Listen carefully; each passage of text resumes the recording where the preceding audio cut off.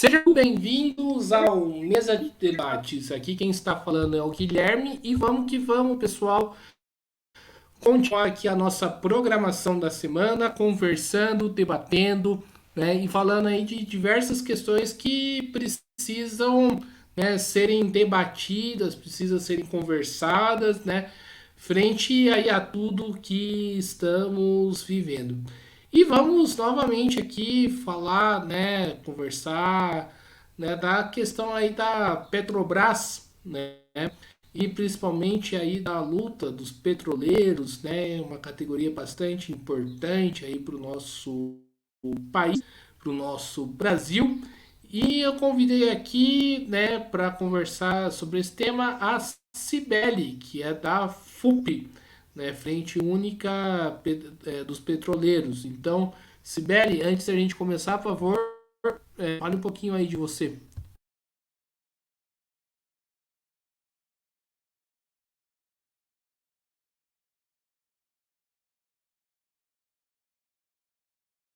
São Paulo e Goiás. Também já participei da CNQ, que é a Confederação do Ramo Químico. Também já participei da executiva da CUT São Paulo. E hoje estou na FUP, né, que é a Federação Única dos Petroleiros, iniciando o terceiro mandato já na federação. Então, essa vivência do mundo sindical, ela possibilitou já ter um olhar mais amplo, né, tanto do ramo químico, da central, para conseguir atuar, inclusive, de uma forma, né, mais com uma visão mais geral, mesmo quando a gente fala da categoria petroleira, nunca perder de vista a questão classista, né?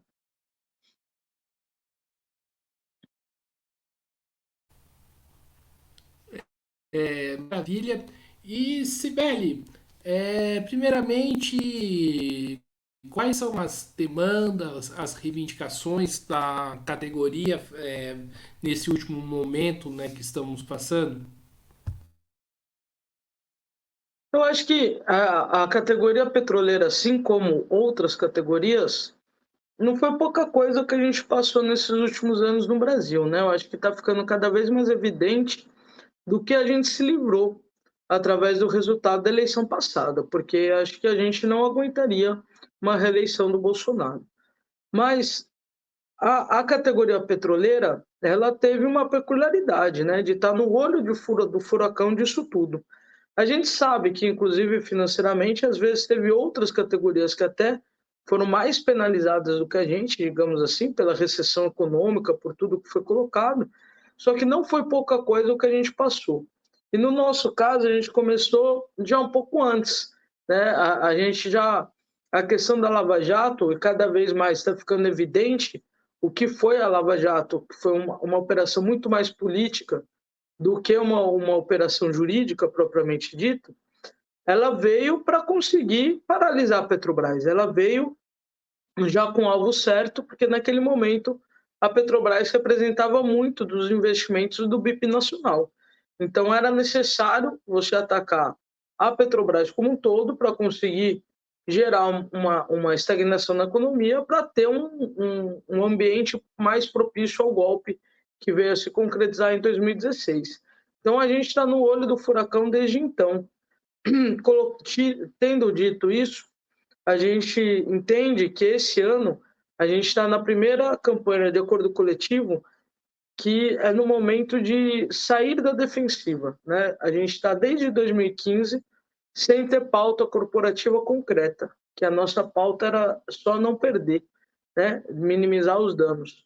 E com toda a ameaça que tinha de privatização da Petrobras, a principal pauta era essa, era travar as vendas, travar a privatização. Agora, a gente está num momento que a gente, tudo que foi represado e tudo que a gente não conseguiu evitar nesses últimos anos, a gente quer reconstruir, né?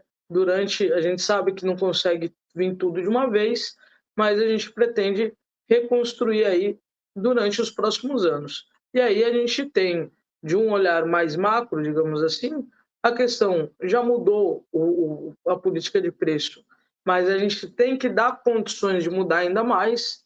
E aí, quando eu digo isso concretamente, é aumentando a capacidade de refino nacional, porque que a gente sabe que mesmo não tendo mais o preço atrelado diretamente, igual era o PPI, ao preço internacional, o componente internacional é um grande fator e sempre vai continuar sendo. Só que se a gente aumentar a produção das refinarias no Brasil, que era o plano anterior à Lava Jato, a gente consegue ter uma independência ainda maior do que a gente tem hoje, que a gente importa em torno de 25%, 30% do diesel, por exemplo. Então isso precisa ser resolvido. Como que se resolve isso?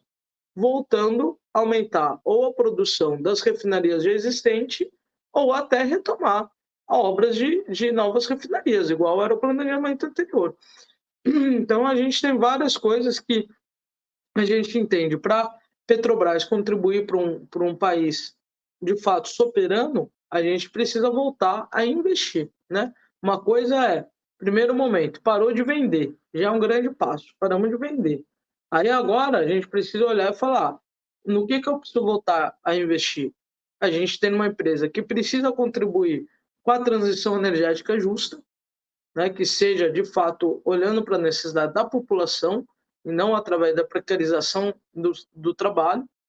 A gente precisa de uma empresa que volte a pensar no desenvolvimento nacional de fato, e aí, quando eu digo isso, concretamente, eu estou falando, não adianta as novas plataformas e os navios que continuam para operar o petróleo, que a gente continua tendo, né, que às vezes contratar, até desenvolver com as novas fronteiras, ser 100% afetado, né? Não ter conteúdo local, ou ter um conteúdo local com uma porcentagem muito baixa.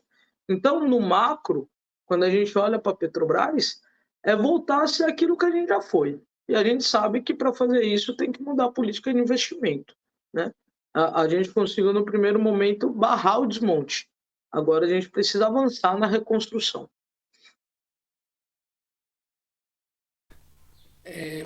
Certo. Quando você fala aí da Lava Jato, né, você foi bastante crítica em relação à operação, né? De que modo, ao seu ver, ao seu entendimento, a operação afetou a questão da empresa?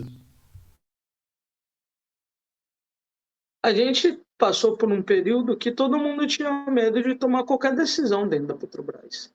Ela ainda afeta, tá? O que aconteceu internamente ainda afeta até hoje, porque uma coisa é você ter política de compliance e de formas de decisão de maneira a evitar corrupção, evitar que poucos tomem decisão muito altas, que isso favoreceria um certo direcionamento ou coisa assim. Mas a Petrobras sempre teve, né, sempre teve regras robustas. E ela, inclusive, é uma empresa certificada, já era desde antes certificada pelo mercado, com auditorias externas, enfim. Então, tanto que você vê o que a Lava Jato atestou, a maior parte dos depoimentos era tudo coisas que aconteciam fora da empresa, difíceis de ser detectadas, e aí você fazer melhorias para buscar a tornar cada vez mais difícil é salutar, isso tem que ser feito. Agora, você não pode passar uma impressão de todo petroleiro e petroleira ser corrupto, e que qualquer coisa que se faça aqui na empresa, você vai ter corrupção envolvida. Isso traz uma situação concreta de que, às vezes, para a decisão da diretoria da Petrobras, para um diretor, para um GG, enfim, seja em que esfera for, ele tomar uma decisão de um investimento alto, às vezes ele fica com medo. Por quê? Porque se tiver uma mudança numa correlação política, mesmo ele não tendo feito nada de errado, ele sabe que ele vai ser alvo de investigar, ele vai ser alvo de perseguição mesmo, né? Porque de investigação, todos nós podemos ser alvo de investigação a qualquer momento, ainda mais uma alta gestão de uma empresa estatal. Agora, sim, você sair na mídia, você não ter direito de defesa adequado, todas essas questões que a gente viu, né, você ter um juiz que participa da investigação de forma a buscar qualquer coisa que justifique uma condenação, você não tem um processo legítimo, isso é o medo que tem hoje na empresa, né? Agora está num momento político que favorece uma empresa que pense no Brasil e pense no desenvolvimento nacional, pense em crescer, né? Que uma empresa que olha para frente. Mas quando a roda girar de novo, o que vai acontecer comigo se eu, de fato, aprovar o crescimento da Petrobras? Né? Quando a gente vai conversar com pessoas nas negociações, alta gestão da empresa, isso sempre aparece. Ah, mas eu tenho que tomar muito cuidado porque é meu CPF. Isso é verdade, tem que tomar cuidado mesmo. A gente jamais defende coisa errada. Mas, por exemplo, uma das principais questões diretas que o movimento sindical está tendo embate com a empresa nesse momento é número de efetivo. A gente defende que tem que. Nunca teve uma queda tão grande de número de trabalhadores na Petrobras igual nos últimos 5, 6 anos. Nunca na história. Foi uma coisa muito, muito brusca. Né? A gente saiu de em torno de 86 mil trabalhadores no sistema Petrobras para em torno de 40 e poucos mil trabalhadores. Mais da metade dos petroleiros e petroleiras saíram nesses anos. Isso é muita coisa. Então, você precisa de uma política de concurso para repor, sem contar os que estão querendo sair, inclusive que já tem tempo para aposentar e não consegue sair, porque a empresa não tem um efetivo que permita que aquela pessoa saia sem colocar em risco a unidade que ela trabalha, você precisa de uma política bem volumosa, bem robusta de concursos públicos. Até porque para você contratar uma pessoa para ela conseguir operar uma unidade, você vai demorar uns 2 anos de treinamento. Então não é uma coisa imediata. Agora, aí a gente escuta muito isso. Ah, mas aí é meu CPF que está lá, eu vou contratar um trabalhador concursado para a vida toda, é longo prazo, tem que pensar muito bem. Ué, tem que pensar muito bem, mas não é necessário. Então a gente percebe que mesmo você tendo a justificativa técnica, tem um receio muito grande da perseguição política de quando o momento virar de novo. Tá? Isso é uma coisa que ainda permanece na empresa como, digamos assim, uma herança da Lava Jato. Mesmo aquela pessoa que não está fazendo nada de errado, o argumento, a substância técnica da decisão, ela muda muito conforme é o plano de crescimento ou não da empresa, né? Então, uma coisa que hoje é justificada, porque é uma empresa que está pensando em crescer, está pensando, né, em ser impulsionadora do desenvolvimento nacional, daqui a alguns anos ela pode ser que seja olhada, pô, mas não faz sentido isso, colocar a coisa como se fosse algo errado, coisa que às vezes não tem nada demais, né? São decisões empresariais. Então, infelizmente, a gente ainda percebe isso até os dias de hoje. Certo.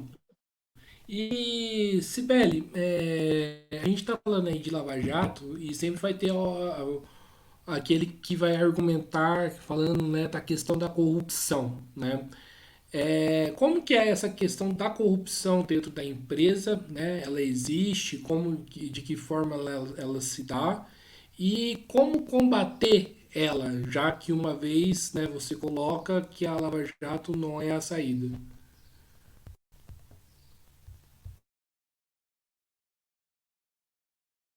Você pegar uma empresa do tamanho que a Petrobras e não ter nenhum desvio de conduta, né? Isso é uma coisa que é independente de ser estatal ou privada. É que numa empresa privada não se chama de corrupção, né? Uma empresa privada, se um sócio rouba um outro sócio, isso é um sócio roubando outro sócio, mas não tem a questão do dinheiro público.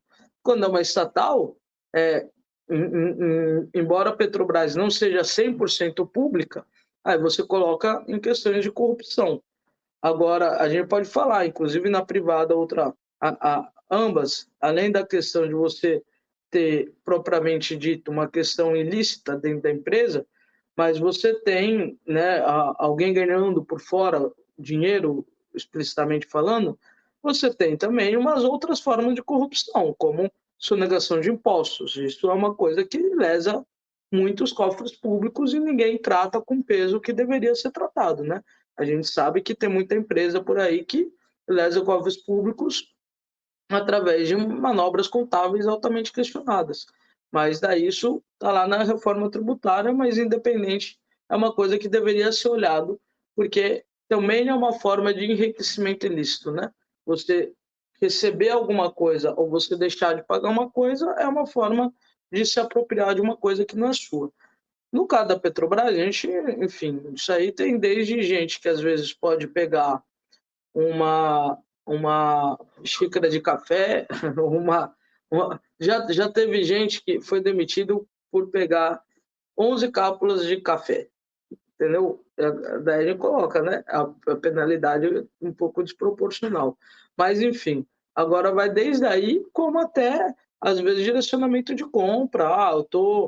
Vou fazer um processo de licitação para comprar, vou comprar 5 controles desse, de TV, né, não está aparecendo aí. Eu vou comprar 5 controles desse.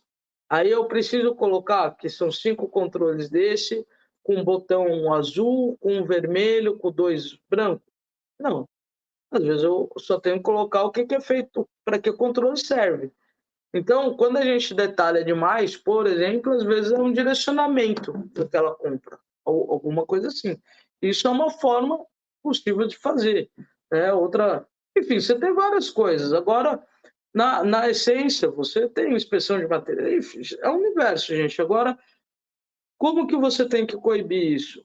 Primeiro de tudo, é através da compreensão do valor ético dos seus trabalhadores, porque, vou ser bem realista, é muito difícil você ter regras que, com o tempo, as pessoas que executam aquelas atividades não descobrem formas de conseguir contornar aquelas regras.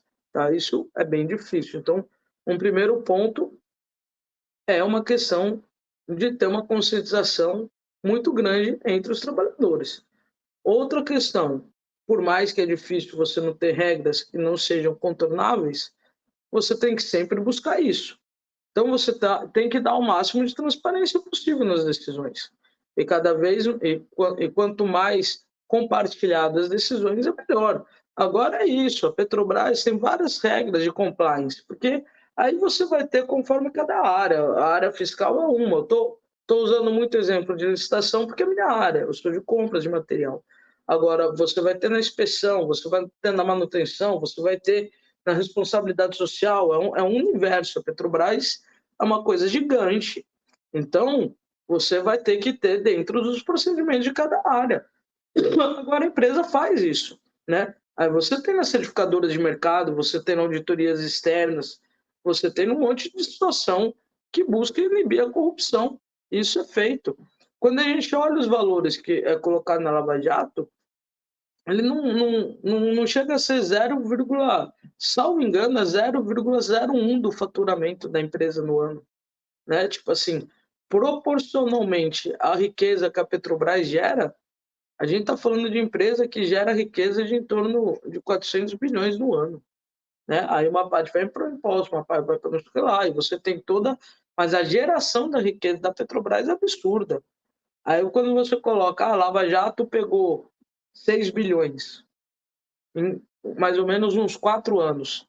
Não é querendo minimizar e colocar que está tudo certo, que nada aconteceu. Mas, proporcionalmente, isso para a Petrobras é quase nada. Aí você transformar, porque o valor absoluto é alto, 6 bilhões é alto quando você escuta uma rúbrica dessa. Mas, proporcionalmente ao que a empresa movimenta em cada ano, é muito baixo. Aí você só usa o valor, sem colocar o que aquilo representa dentro do faturamento como um todo da empresa. Você não dá dimensão de tamanho para as pessoas. E com isso, você faz uma imagem de que todo petroleiro é corrupto. Não, não é verdade. Se a empresa fosse solta do jeito que eles tentaram parecer que era, às vezes os desvios seriam muito maiores do que eles foram. Né? Então, assim, isso não é verdade, nunca foi. É um mito que a corrupção quebrou a Petrobras nunca teve quebrada, né? Então, foi feito propositalmente. Por que nunca se divulgou 6 bilhões relativo ao quê? Para a gente ter noção do que a gente estava falando. Isso nunca foi colocado. Né? Então, a gente tem que entender que foi de fato um processo político, né, culminado a grande mídia, culminada com o judiciário da época. Certo. E se Pele, todo mundo fala aí na corrupção, né, nas empresas estatais, que ao meu ver, né, sim, existe, e ninguém fala, né, da raiz do problema, né, que é as relações que essas empresas estatais têm aí com o capital privado, né? Que na Petrobras eu escutei, né, na época que tinha até clube de acionista. Ninguém fala aí dessas questões, né? E qual que é o papel que o capital privado entra aí?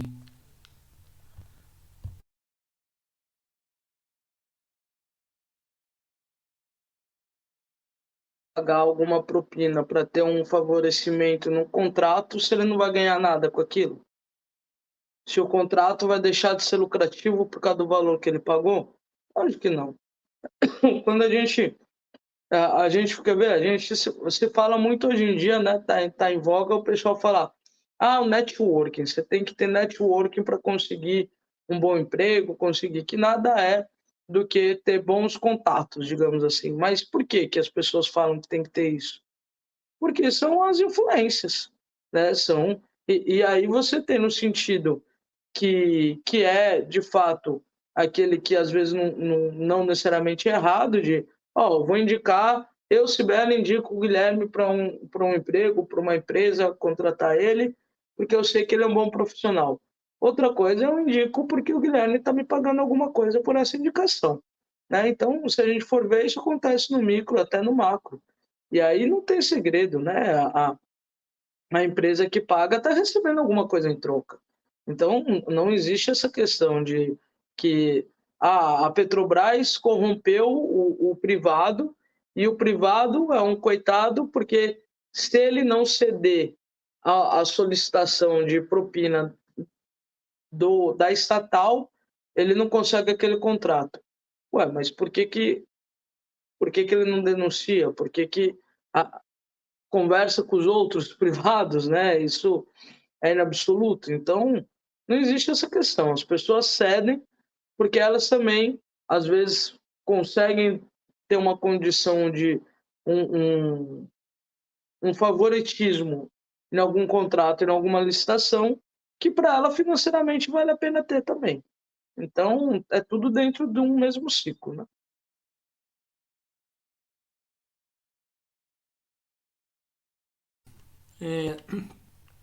Certo. Você falou aí da questão das contratações, que acho que é um tema que a gente poderia colocar aqui, né, no debate.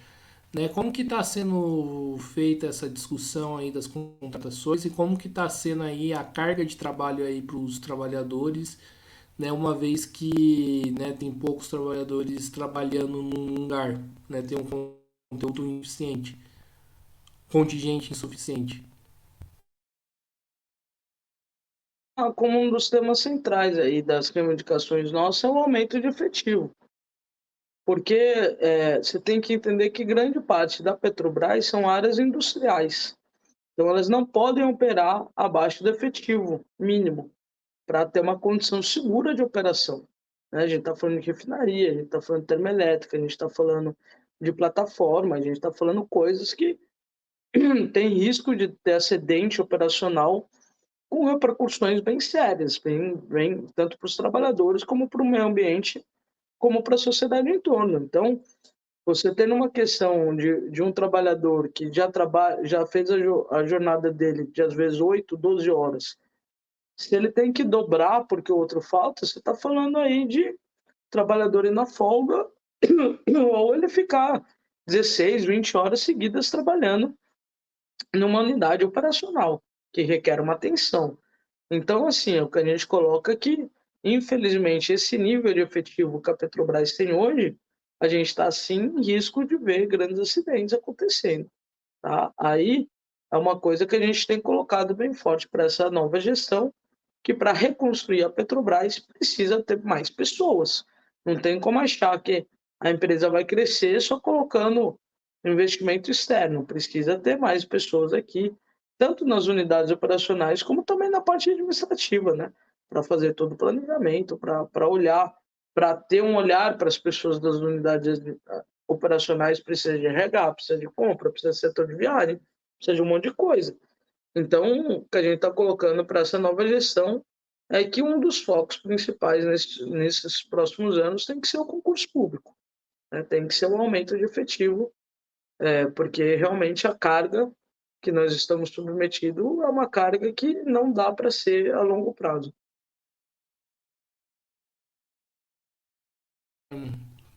Você falou aí da E nova concurso gestão. público é uma forma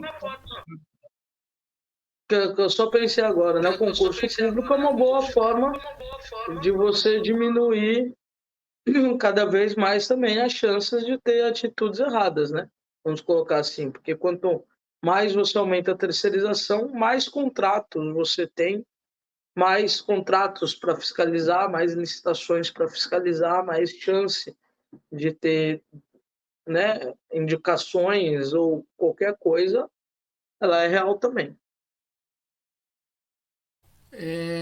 O Sibeli, você falou aí, né, da nova gestão da Petrobras. Qual que é a sua avaliação, né, da atuação, né, da prática política, né, da nova gestão, como que eles vêm conduzindo a coisa?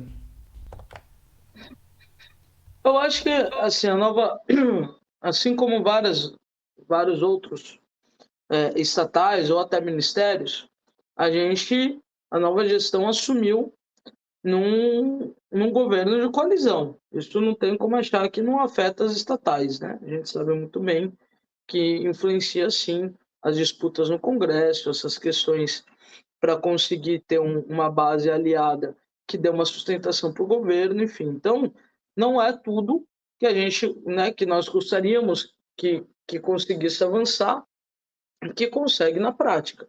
Precisa passar por outros atores que não necessariamente tenham exatamente a mesma visão nossa, que é a composição ampla, que é a base de sustentação desse governo. Agora sim, a gente já está no mês, né, a gente já está em outubro, no mês 10. Então já deu tempo de chegarem, conhecerem mais concretamente. Vários da nova gestão são oriundos da própria Petrobras, né? Então, às vezes mudaram de cargo, enfim. Agora a gente vê com muito bons olhos a visão que o Jean Paul, no geral, apresenta. Ele apresenta uma visão de uma Petrobras que, de fato, olha para frente. Uma Petrobras que tem uma preocupação nessas coisas que eu estou falando, de conseguir aumentar a capacidade do refino, sendo através da otimização das refinarias que já existem, ou até novas, mas grande parte é da otimização. Só que você também tem na questão da transição energética justa. E aí, essa parte, a gente sente que ainda está faltando a Petrobras apresentar um projeto robusto, porque muitos têm se falado da Petrobras ser impulsionadora da transição energética, né? Só que a gente não viu ainda, né? Foi criada uma nova diretoria, só que a gente não sabe qual que é o planejamento, o que de fato, o que de concreto está se pensando nessa área.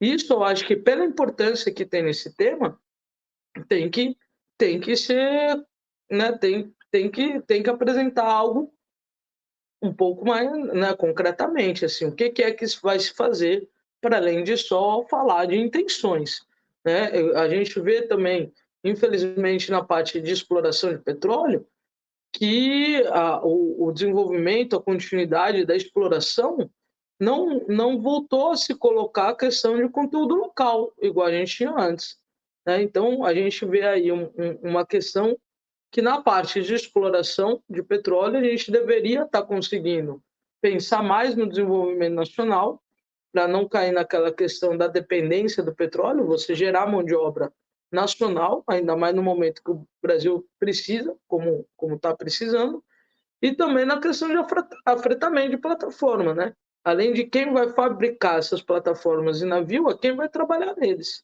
E a gente vê que o modelo do que tem sido colocado já pela essa nova gestão não corresponde com o que a gente defende, né? O modelo de afretamento é um modelo que ele precariza a mão de obra, ele precariza os direitos trabalhistas, né?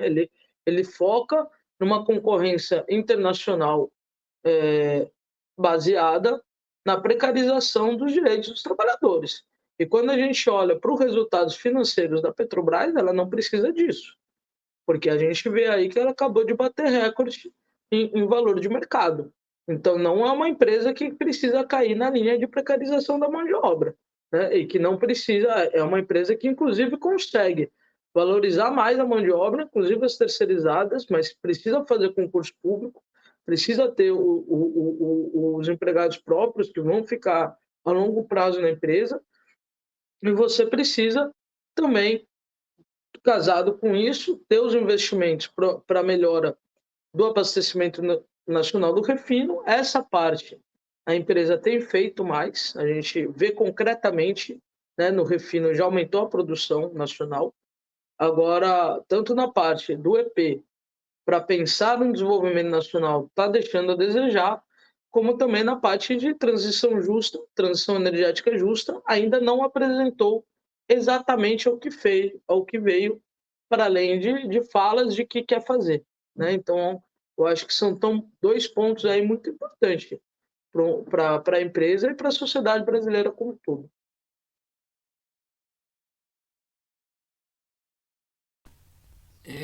Certo, vamos aqui para a última pergunta, então, né? Eu tô com um pequeno problema no computador, espero que eu consiga resolver antes daí das 7 horas da noite, né? Você estava falando aí das alianças, né, do atual governo, as alianças aí com os setores da direita, né, e inclusive até da extrema direita. Isso tem sido um problema, né, para o andamento da Petrobras, né, de acordo com o que você falou? Direito eu não falei, não. Eu falei aliança ampla de base do governo, né? Mas daí não envolve extrema-direita, envolve aqueles que fizeram aliança em prol da democracia. O que eu coloco nesse sentido é que às vezes não é uma coisa que é perceptível, digamos assim, no dia a dia diretamente, mas ela é perceptível quando a gente sabe que tem-se uma preocupação. A gente vê aí, né? Tá para sair houveram trocas de ministros. Então, estão se falando talvez em trocar presidências de estatais. O próprio Jean já foi cogitado, já apareceu em algum momento na mídia. Então, isso gera uma insegurança interna na empresa como um todo, né? Nesse sentido que eu coloco.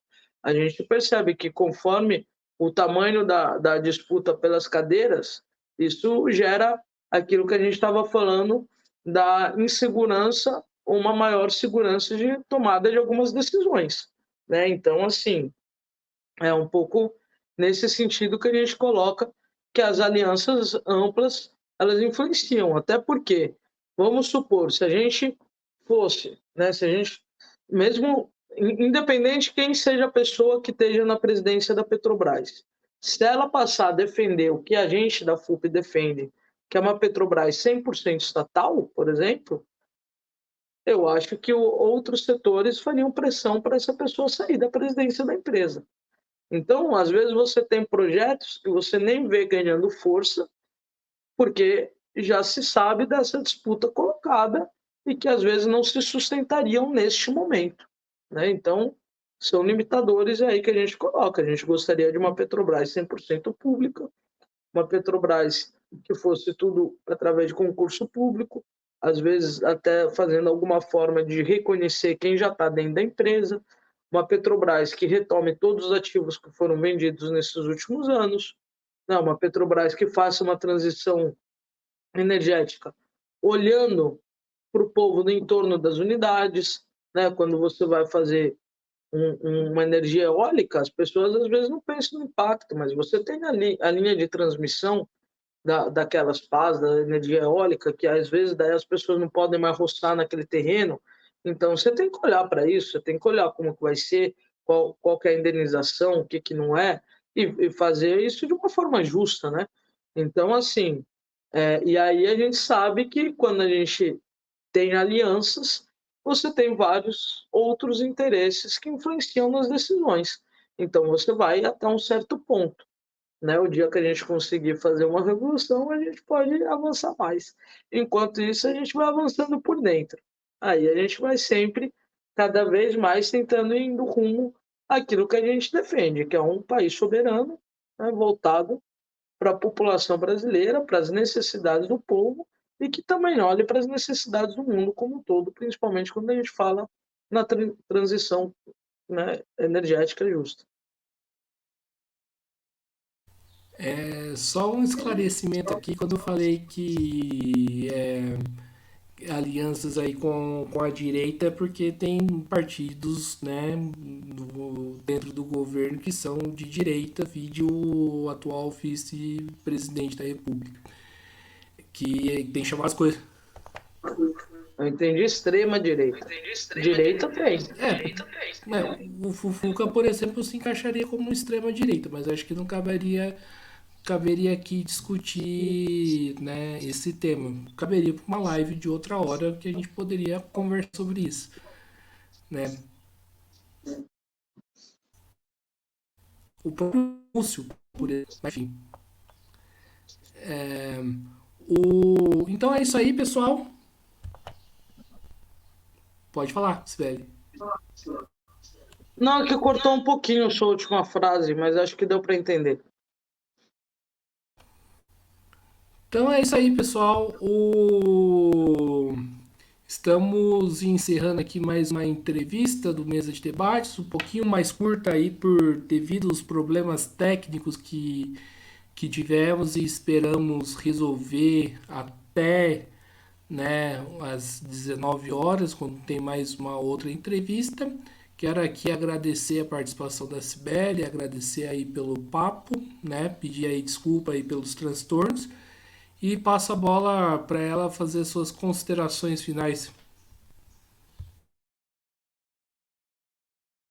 Sair e agradecer o espaço, né, colocado. Eu acho que é muito importante a gente entender que esse período que a gente está, a gente precisa fortalecer as instituições, a gente precisa fortalecer a democracia, a gente precisa fortalecer as estatais, porque eu tenho falado, né, espero estar errada, mas eu tenho falado que a gente pode estar num período entre guerras, né, que a gente venceu uma batalha, mas não necessariamente derrotamos a extrema-direita como um todo, não. E a gente precisa, neste momento, fortalecer o campo progressista, fortalecer o campo de esquerda, porque a gente precisa ter condições de resistir, igual a gente resistiu de 2016 até, né, as eleições passadas, até janeiro desse ano, para agora a gente precisa parar de perder. Esse é um primeiro momento. Depois, já estamos no segundo momento de avançar. Avançar para reconstruir e ter bases sólidas para quando tiver uma eventual mudança de conjuntura, a gente resistir. E se não tiver uma mudança de conjuntura, a gente continuar avançando cada vez mais para melhorar a qualidade de vida da população, que é isso que interessa no fim das contas, né? Então, estamos juntos aí e agradeço o espaço, Guilherme. Então é isso aí, pessoal. Mais uma vez aqui agradecendo a Cibele, agradecendo também a você que estiver nos acompanhando. Peço que se inscreva no canal podcast Mesa de Debates de Tudo Um Pouco e acompanhe o nosso trabalho. Curta, compartilhe, comente este e outros vídeos. Além disso, segue a gente nas nossas redes sociais. Estamos presentes aí no Facebook, TikTok e o Instagram. Para além disso, né, quem puder colabore aqui com o nosso Pix 385 007 02800. CPF, nós somos uma mídia independente que procuramos aí crescer, né? E para isso precisamos aí de um aporte financeiro e quem puder, né, ajudar a gente com esse aporte, né, para compras de materiais, para divulgar, para, né, fazer coberturas de evento fora aí de São José dos Campos, né, fique à vontade, colabore aí com o Pix, tá no nome de André Bom Tempo. Opa, e para além disso, né? Temos o Padrim, que é o www.padrim.com.br/podcast Mesa de Debates. Então é isso aí, pessoal, né? A programação continua. Espero que até lá consiga resolver o problema do meu notebook. Forte abraço e fui.